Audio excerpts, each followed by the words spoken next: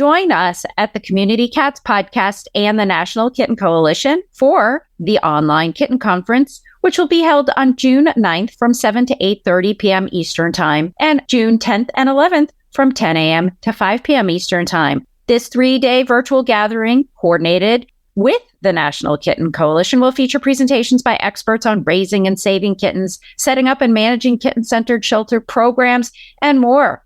Click for details at www.communitycatspodcast.com and sign up today. Recordings will be available, so don't delay. We hope to see you there. You've tuned in to the Community Cats Podcast. Ready? Let's go.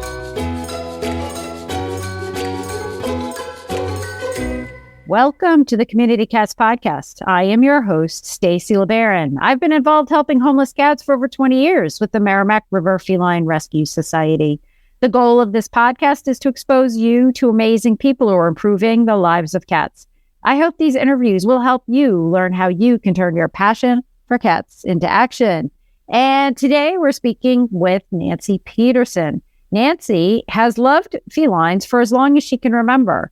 She has a BA in anthropology and an AS in animal health technology. She worked in California for 12 and a half years as a registered veterinary technician in 2 small animal practices and trained dogs for people with disabilities other than blindness. Starting in 1998, Nancy worked in Maryland for the Humane Society of the United States, the nation's largest animal protection organization. She was the Community Cats Program Manager from 2005 to 2015. Nancy was also the president of the Cat Writers Association from 2006 to 2008. She won many writing awards over the years, and in 2022, she was awarded the Cat Writers Association's Michael Brim Distinguished Service Award, honoring her extraordinary achievements in communications excellence. Nancy and her sister Judy moved to a small mountain town in western Colorado in 2016 with their cat, Jenny, one of 5 feral kittens Nancy fostered. She serves on the boards of the National Kitten Coalition, Neighborhood Cats, and Mama Paka, a feline rescue in Zanzibar. Nancy is a senior writer and editor for the National Kitten Coalition and a member of the Human Animal Support Services Focus on Felines work group. Nancy loves fostering kittens for her local animal shelter and is an avid birder and hiker. Nancy, welcome to the show. Thanks, Stacy. I'm so happy to be here, and you and I go back a long time. Yeah, we do. We do go back a ways. I think we met when you were at HSUS. I think that was sort of our first introduction to each other. But before we get started on the details of where you are now, how you've come over all the years, when did your passion for cats really start? I think I really always had a passion for cats and kittens. I can remember when I grew up in New York, bringing home kittens. And unfortunately, even puppies. My parents both worked and said, no, we can't have animals or pets. So, we always found them homes, which was good. But I can remember that I loved walking on the floor like a cat, trying to lap up milk from a bowl, which not too many people will admit that, but I will. Yeah, I just find cats and kittens absolutely fascinating. And even though I majored in anthropology and archaeology, I really wanted to work with animals. But when people asked me what I wanted to do, and I said a zookeeper, they said, a zookeeper? Do you know how dangerous, how dirty, how difficult that is? And really, I wish people would never, ever do that, because when I went to college, I totally forgot about my passion for animals. So after I graduated, what did I do? I went back to school and got my degree in animal health technology. And so you had, many years as a technician. You sort of started out as that base as a technician. What you've seen happening over several decades, we're now faced with this incredible shortage or challenges in the technician community. Coming from your perspective of, and I hate to say it, but we have been in this business for a while, what life was like for a technician 20 plus years ago to where we are now. What have you seen change over the years? Well, I'm not that in touch right now with the veterinary technician community. My certification has lapsed. I haven't renewed it since I don't need it. So I consider myself a retired RVT, registered veterinary technician. What I see, though, among the groups that I participate in social media is there is a lot of burnout, which I didn't see when I was a veterinary technician. It really breaks my heart to think that people have gotten the education and the skills, put in the time. They love what they do, and yet because of this shortage, they are so overworked that it just burns them out. So I really am hoping that we figure out ways to support everybody who is impacted by the shortage, the veterinarians, the veterinary technicians, the support staff. We really need to do something, because I believe that in some places, people are really having a hard time even getting their animals in to see the veterinarian in a timely manner. And in my rural community during COVID, there were times when the emergency animal hospital was closed. They didn't have enough staff. So I think it's very important that the technicians are empowered to use the skills they've been trained to use. And I think that we must do things to help the veterinary community stay sane, healthy. So you have joined, or you are part of, the National Kitten Coalition. For those of us who are listening who aren't familiar with the coalition, can you tell me a little bit about it, and what does your organization do? Sure, I would love to. Well, I met the founders of the National Kitten Coalition very early on, probably in 2008, when they had a different name. And I met them because of our connection through the Humane Society of the United States. And I really encouraged them to come, to be speakers, to have an exhibit booth. And I absolutely fell in love with them. So when I retired to Colorado, they had asked me to be on the board, but I wasn't in a position to do that. But as soon as I found myself in a position to do that, I said, could I still join your board? Because I absolutely loved them, and I absolutely loved their mission, which nowadays is increasing kitten survival rates and transforming their lives through the power of education. So we're not an organization that fosters, but members of the organization and staff, volunteers, etc., we do individually foster, which I absolutely love.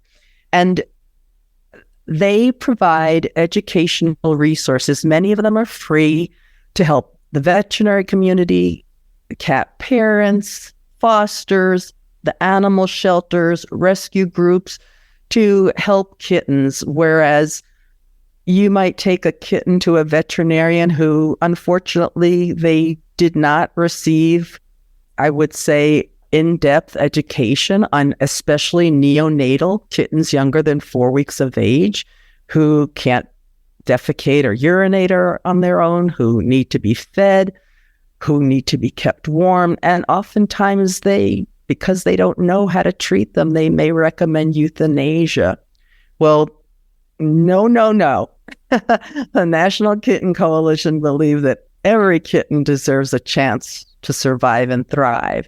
So that is what we do. We are so happy to be part of the Online Kitten Coalition with you, Stacy, and Community Cats podcast.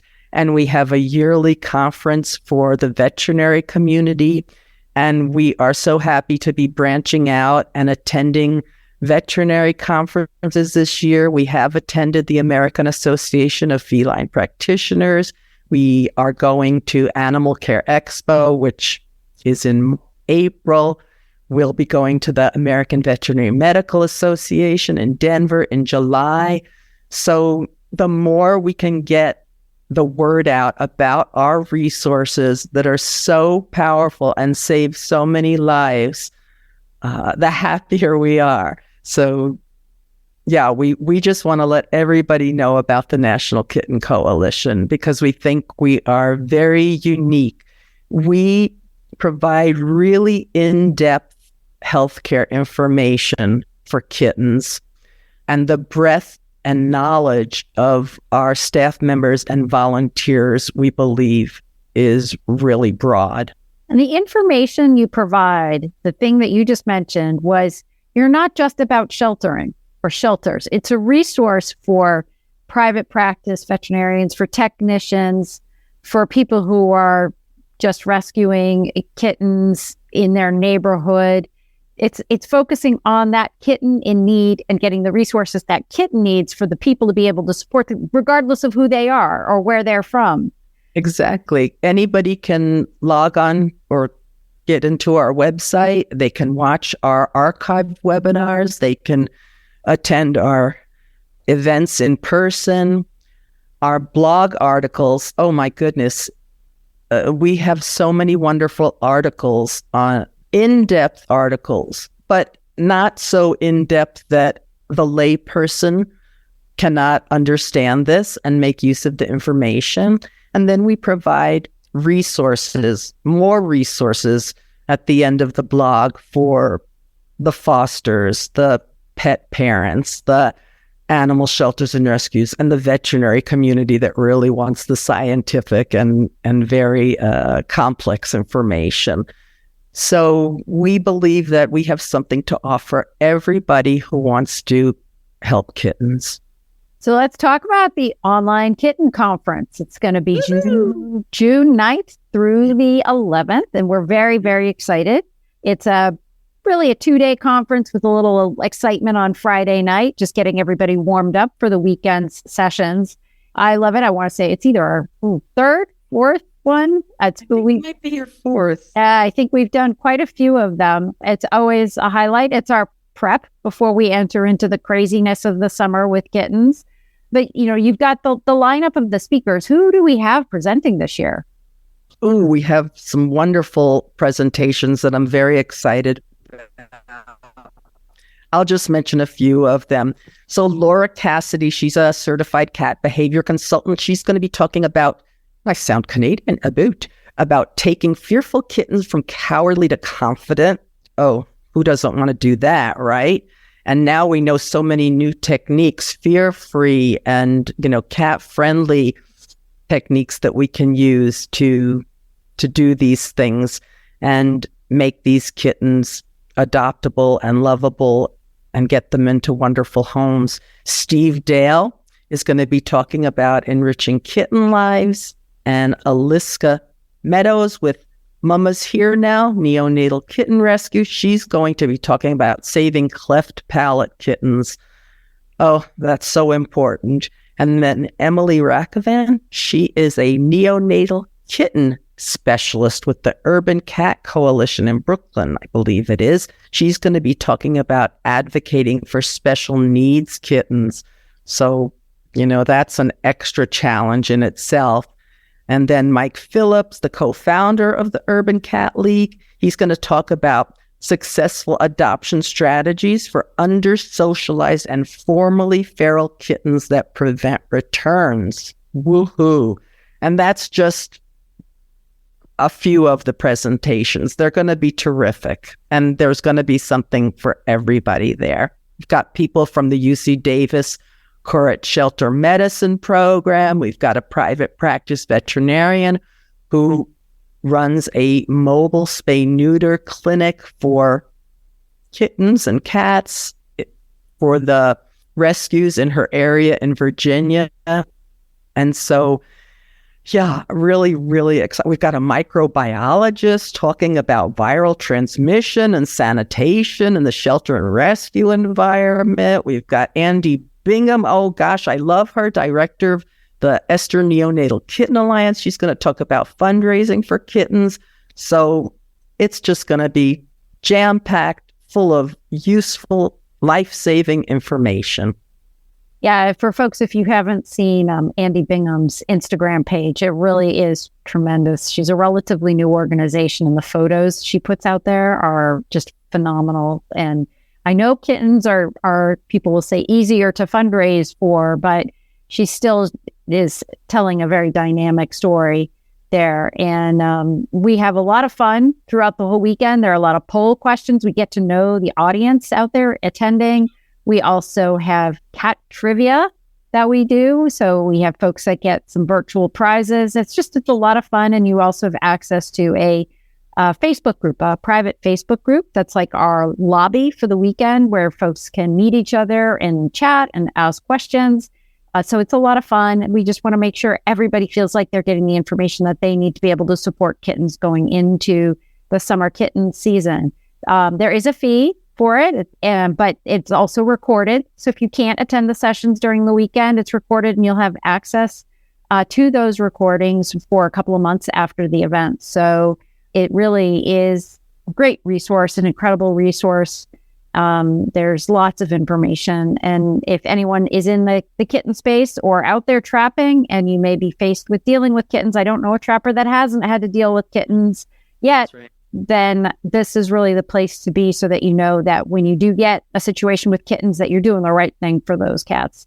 I know a trapper's dream is to have a colony 100% sterilized, so we're not dealing with those kittens, but unfortunately, our dream world that doesn't happen in every colony, and we're faced with kittens. Cats of the Wild is the podcast for cat lovers who want to make a difference. Listen to inspiring and engaging stories of wild cat conservation and learning how you can help protect cats all over the world. Search for Cats of the Wild in your favorite podcast app now. Do you want to make things easier on yourself and the others in your organization? Our friends at Dubert have teamed up with the Dallas Pets Alive and Spay Neuter Network teams, and together they have created the Companion Case Management module. It allows you to be more proactive with all your organization's needs, create cases for your clients, and organize them by type. Whether it is a rehoming situation, a pet parent needing food or medical assistance, or simply spay and neuter inquiries, CCM can help you manage all of them right from the Dubert system. Plus, a huge bonus, it allows you to connect with those clients right from the case, so there is no need to open up new windows for emails or pull out your phone for text messages. Check it out and learn more at www.dubert.com to get started today. Ever wanted to quickly connect, collaborate, or problem solve with others in the animal welfare field who are, real people? Look no further than Maddie's Pet Forum. Maddie's Pet Forum brings people of animal welfare together with the common goal to keep more people and pets together. We share ideas, expertise, offer each other support, resources, and more. Visit forum.maddiespetforum.org/cats. Maddie's Pet Forum. Come for an answer. Stay for the community. I want to ask you a question about kitten nurseries. I know that they have become somewhat popular over the last 5 years or so, where the phrase kitten nursery has become popular. I don't think many people know exactly what a kitten nursery is. Could you tell us? Sure, I will try. Way back when, I don't remember what year it was, but I did an interview with the San Diego Humane Society. I think my article was called Good Mews for Cats or for Kittens.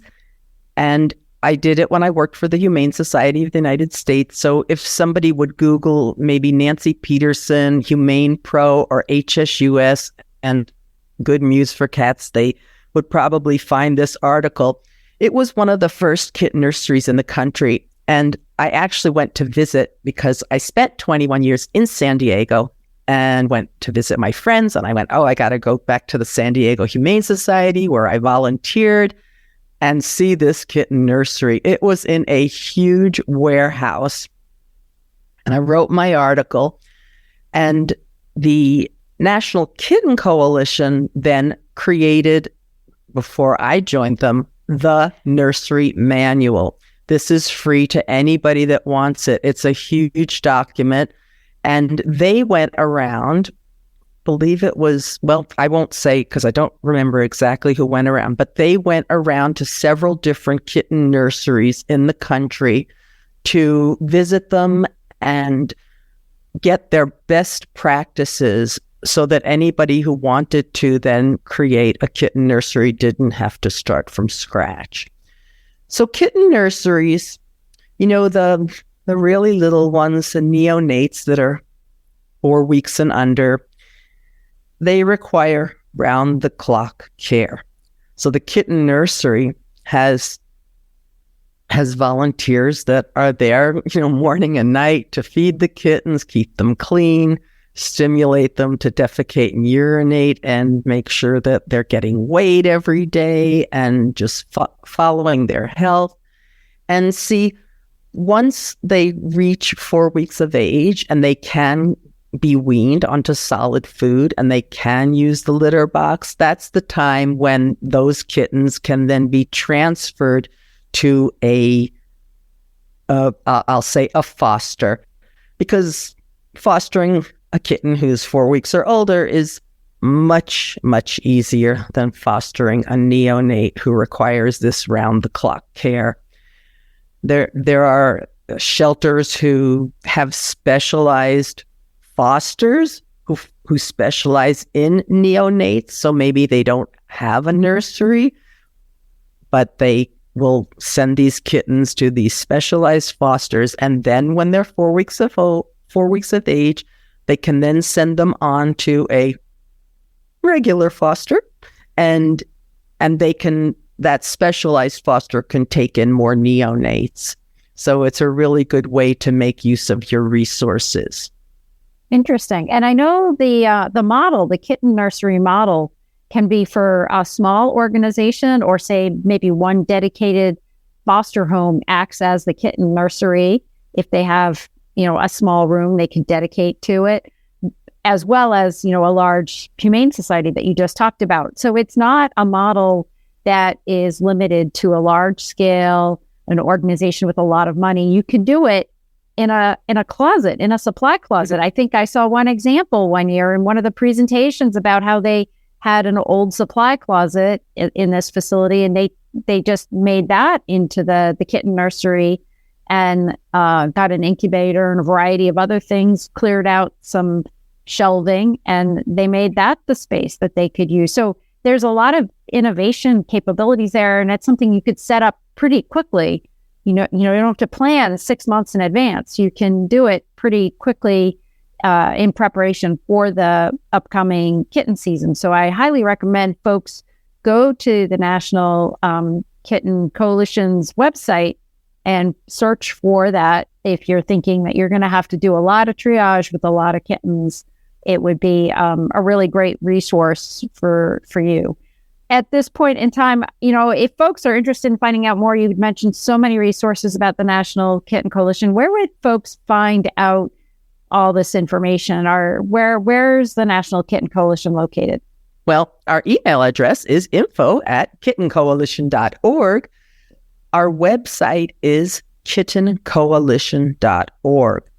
And we are excited that we're going to be making some renovations to our website, but everything that you need is there right now.